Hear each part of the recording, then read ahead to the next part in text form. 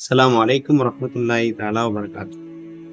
ஒரு தடவை பெருமானா ஸல்லல்லாஹு அலைஹி வஸல்லமுடைய சபைக்கு ஒரு தோழர் வருகிறார். வந்து, யா ரசூலுல்லாஹ், எனக்கு மிகவும் பசியாக இருக்கிறது, எனக்கு உணவு தாருங்கள் என்பதாக கேட்டவுடன் பெருமானா ஸல்லல்லாஹு அலைஹி வஸல்லம் அவர்கள் நபி தோழர்களில் ஒருவரை அழைத்து தன்னுடைய மனைவிமார்களின் வீட்டுக்கு சென்று, யார் வீட்டிலாவது ஏதாவது உணவு பண்டம் இருக்கிறதா என்பதாக கேட்டுவிட்டு வர சொல்கிறார்கள்.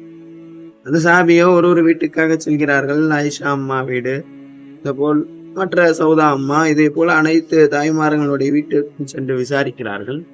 யார் வீட்டிலும் உண்ண கொடுக்க உணவில்லை. இதை வந்து தூதர் அவர்களிடம் கூற, அண்ணல் பெருமானா ஸல்லல்லாஹு அலைஹி வஸல்லம் அவர்கள் ஒட்டுமொத்த சஹாபாக்களை பார்த்து, இந்த மனிதரை யார் விருந்தாளியாக இன்று ஏற்றுக்கொள்கிறீர்களோ அவர்கள் மீது இறைவன் அருள் புரிவான் என்பதாக கூறியவுடன் ஒரு சஹாபி மட்டும், ஒரு அன்சாரி தோழர் கையை தூக்குகிறார். யார் என்று பார்த்தால் சில அறிவிப்புகளில் அபூ தல்ஹா என்பதாக வருகிறது. அந்த சஹாபி அந்த மனிதரை வீட்டுக்கு அழைத்து சென்று, வீட்டிற்கு கூட்டி சென்று வீட்டிலே வைத்து தன்னுடைய மனைவிடத்திலே கேட்கிறார்கள்.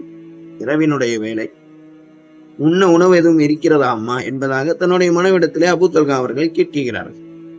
அதற்கு அவர் மனைவியோ, நம்ம பசங்களுக்கு மட்டும்தாங்க சாப்பாடு இருக்கு, நமக்கு கூட சாப்பாடு இல்லை என்பதாக சொன்னவுடன், நமது பிள்ளைகளை ஏதாவது சொல்லி நீ தூங்க வைத்து விடு, பின் சாப்பாடை எடுத்துக்கொண்டு வா, அந்த சாப்பாட்டை அந்த மனிதருக்கு நாம் கொடுத்து விடுவோம்.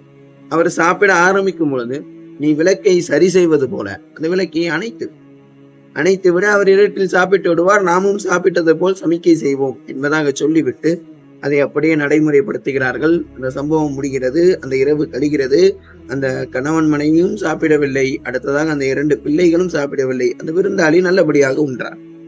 இதெல்லாம் முடிந்ததற்கு பின்னால் மறுநாள் காலை அண்ணல் பெருமானா ஸல்லல்லாஹு அவர்களை வந்து சந்திக்க அபூ தல்ஹா ரலியல்லாஹு அவர்கள் அண்ணல் பெருமானா ஸல்லல்லாஹு அவர்கள் அந்த சம்பவத்தை குறித்து, நேற்றிரவு இவர்கள் செய்த அந்த விஷயத்தை குறித்து பேசி, அல்லாஹ் தஆலா இதை நினைத்து மிகவும் சந்தோஷப்பட்டான், மகிழ்ச்சி அடைந்தான் என்பதாக சொல்லி இந்த ஹதீஸை முடிக்கிறார்கள். இமாம் புகாரி தன்னுடைய புகாரி ஷரீஃபிலே இந்த ஹதீஸை அறிவிக்கிறார்கள். இந்த இடத்திலே நாம் சிந்திக்க வேண்டியது, நாம் பட்டினி கிடந்தாலும் வரக்கூடிய விருந்தாளியை உணவளிக்க வேண்டும். ஒருத்தன் உணவு என்று கேட்டு வந்துவிட்டான் என்று சொன்னான், நம்மிடத்தில் இருப்பதை தாண்டி நமக்கென்று இருப்பதையும் கொடுக்க வேண்டும் என்பதை அண்ணல் பெருமானா ஸல்லல்லாஹு அலைஹி வஸல்லம் அவர்களும் அவருடைய தோழர்களும் இந்த உம்மத்தார்களுக்கே ஒரு பாடமாக கற்பித்து விட்டு சென்று இருக்கிறார்கள். அல்லாஹ் ரஹ்மான் நம் அனைவர்களுக்கும் இப்படிப்பட்ட மனிதர்களை பின்பற்றி வாழக்கூடிய பாக்கியத்தை தந்தல் புரிவானாக.